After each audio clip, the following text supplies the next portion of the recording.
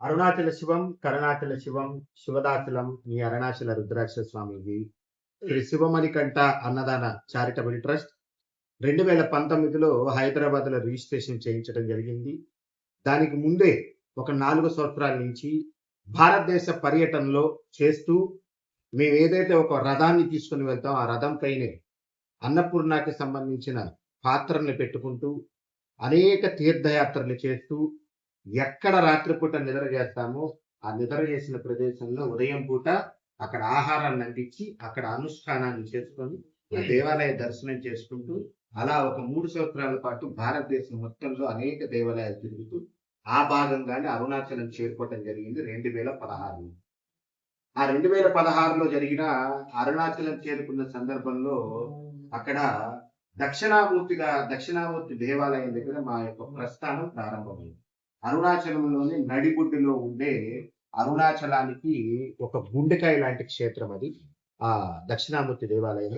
ఆ ప్రాంతంలో ఉన్న వనస్థల స్వామీజీ వారి దగ్గరికి తీసి ఆ రోజు అప్పటి వరకు నన్ను శివస్వామి అనేవారు.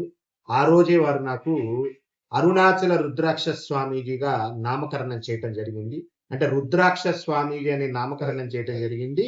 అరుణాచలంలో స్థాపన చేసిన తర్వాత అక్కడున్న భక్తులందరూ కలిసి అరుణాచల రుద్రాక్ష స్వామీజీ అని చెప్పని నామకరణం చేశారు.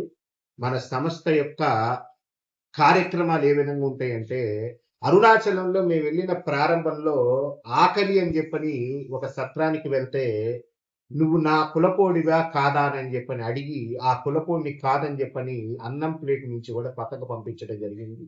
ఆ రోజు బలంగా నిర్ణయం తీసుకున్న అరుణాచలేశ్వరుడి సాక్షిగా పూజించే దైవానికి ఎలా అయితే కులం లేదో ఆకలి తీర్చడానికి కులం గోడలు ఎందుకు అడ్డు వచ్చినాయి అని చెప్పని ఒక నిర్ణయం తీసుకొని బలమైన సంకల్పంతో అరుణాచలంలో మనం ఒక వ్యవస్థని స్థాపన చేశాము. అక్కడ 3 పూటల అన్నప్రసాద సేవ జరుగుతూ ఉంటుంది. అరుణాచల రుద్రాక్ష స్వామిజీ అంటే సాధన ఆకలి తీర్చటం, మౌనం పాటించటం, నిశ్శబ్దంగా విమర్శించే వారికి విజయంతో వారికి సమాధానం చెప్పటం.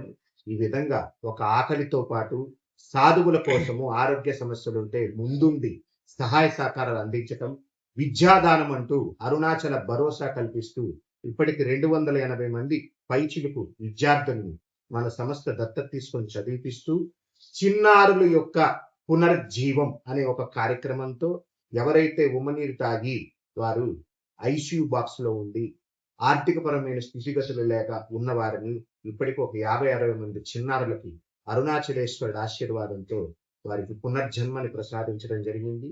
అదేవిధంగా మూగజీవుల సంరక్షణ సేవ, ఇలాగ అనేక సేవలు ఈ 2019 రిజిస్టర్ అయినప్పటి నుంచి ఈ సేవలు కొనసాగిస్తూ ఉన్నాము. ఈరోజు సనాతన సాధు సంతు పరిషత్తులో జాతీయ సెక్రటరీగా మమ్మల్ని ఎన్నుకున్నందుకు మీ అందరికీ హృదయపూర్వక ధన్యవాదాలు తెలియజేస్తూ జై శ్రీరామ్. అరుణాచల శివం, శివదాసులం మీ అరుణాచల రుద్రాక్ష స్వామి.